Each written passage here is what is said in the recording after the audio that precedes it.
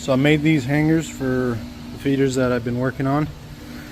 Just made them out of rebar and welded a little piece of rebar up here for some support, and also to keep whatever hook or clevis you're going to be putting on this to hang it. And then I just welded a little piece of flat steel.